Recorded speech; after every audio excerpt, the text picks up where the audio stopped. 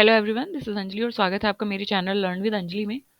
इस वीडियो में हम डिस्कस करने वाले हैं one of the important topic in environmental sciences, that is life cycle assessment, LCA। So LCA is basically what. सबसे पहले हम LCA को जानने से पहले उसकी हिस्ट्री जान लेते हैं कि कहाँ से LCA आया एंड व्हाट LCA इज़। सो ये पूरी प्लेलिस्ट जो है LCA के बारे में रहेगी, जिसमें हम बहुत सारी चीज़ें डिस्कस करेंगे कि LCA क्या होता है, क्यों होता है, किस तरीके से होता है, किन किन प्रोडक्ट में किस तरीके से LCA अप्लाई किया जाता है and how it ultimately benefit the environment. Okay, so start करते हैं हिस्ट्री से। If we talk about history of LCA, so life cycle assessment LCA की फुल फॉर्म है।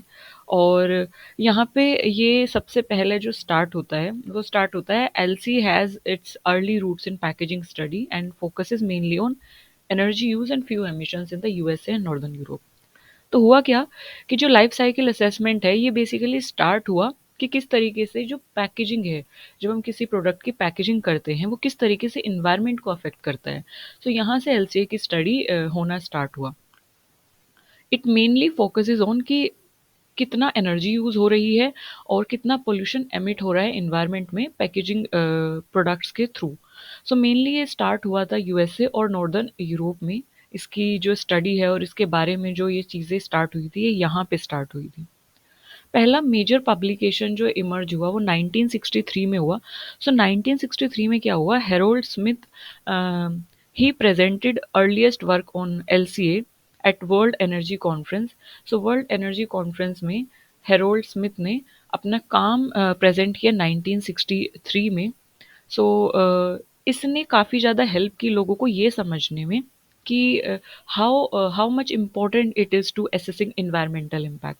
तो जब उन्होंने अपना काम प्रेजेंट किया वर्ल्ड एनर्जी कॉन्फ्रेंस में कि किस तरीके से एनर्जी यूज़ होती है और किस तरीके से एनर्जी यूसेज होके भी पोल्यूशन एमिट हो रहा है इन्वायरमेंट में, तो ये सारी चीज़ों ने लोगों को ये समझने में हेल्प की कि यस, इन्वायरमेंट पे कितना इम्पैक्ट हो रहा है और ये कितना इम्पोर्टेंट है to address that environmental impact. And then उसके बाद स्टडी हुई।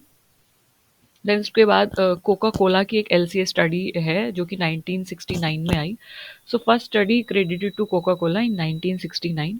तो Coca Cola was one of the first company to use LCA to compare the environmental impact of cons cans and glass bottles. तो basically उन्होंने अपने product का LCA किया, life cycle assessment किया कि ओवरऑल पूरे लाइफ के दौरान प्रोडक्ट की मैन्युफैक्चरिंग, रॉ मटेरियल और सब चीज़ों से लेके कितना इम्पैक्ट डाल रहा है इन्वायरमेंट पे। तो कोका कोला ऐसी पहली कंपनी बनी जिसने LCA को यूज़ किया। किस तरीके से यूज़ किया, कैसे उसने यूज़ किया कि क्या इन्वायरमेंटल इम्पैक्ट हो रहे हैं कैन के, मतलब Coca Cola is a like brand, non brand, जो कि बेवरेजेस यानी कोल्ड ड्रिंक को सेल करता है। तो वो कैन यूज़ करते थे और बॉटल्स भी यूज़ करते थे, ग्लास बॉटल्स यूज़ करते थे। तो उन्होंने पहली बार ये स्टडी की कि कैन का क्या इन्वायरमेंटल इम्पैक्ट हो रहा है वर्सेस ग्लास बॉटल का क्या इम्पैक्ट हो रहा है। तो हमें किस सेफर ऑप्शन की तरफ जाना चाहिए, किस सस्टेनेबल ऑप्शन की तरफ जाना चाहिए।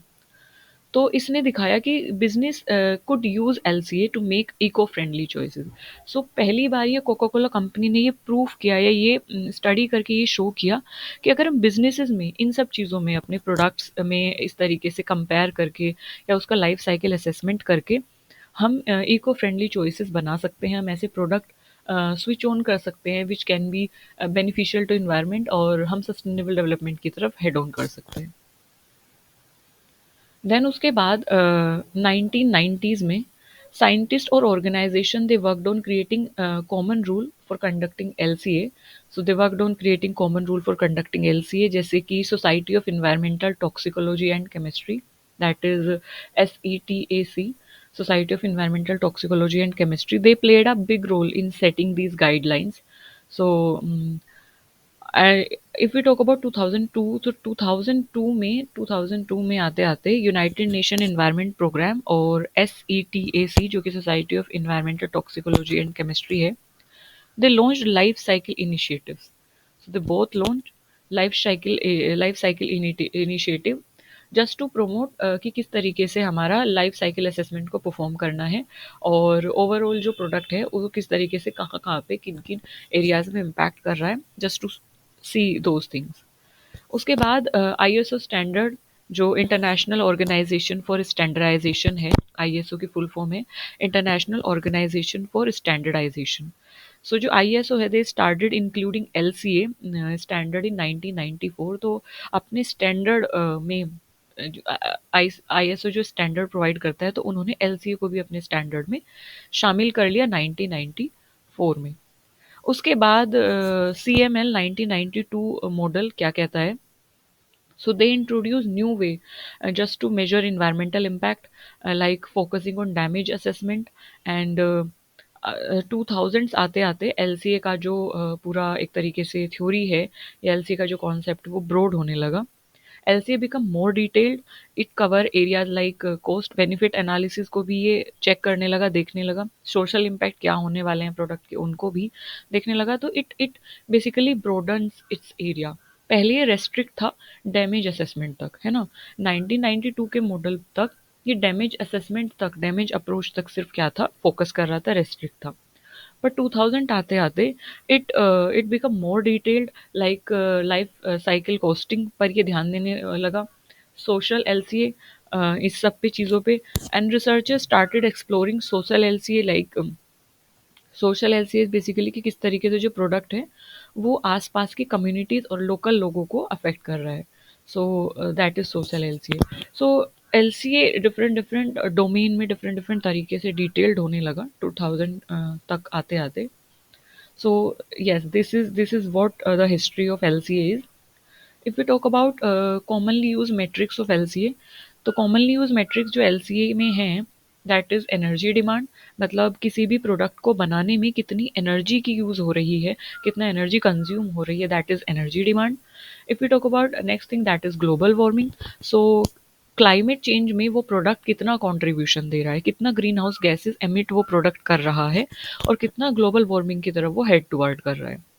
ओजोन डिप्लीशन, सो किस तरीके से वो प्रोडक्ट से निकलने वाले जो भी यू कैन से एलिमेंट्स हैं या जो भी टॉक्सिकेंट्स हैं या गैसेस हैं या क्लोरोफ्लोरोकार्बन से हाइड्रोफ्लोरोकार्बन है, वो ओजोन लेयर को कैसे अफेक्ट कर रहे हैं, या कोई प्रोडक्ट कर रहा है ओजोन लेयर को अफेक्ट की नहीं कर रहा है। दैट इज वाटर फुटप्रिंट की अगर हम बात करें तो कितना वाटर कंज्यूम हो रहा है प्रोडक्ट को मैन्युफैक्चर करने में, उसको बनाने में, उसको प्रोड्यूस करने में।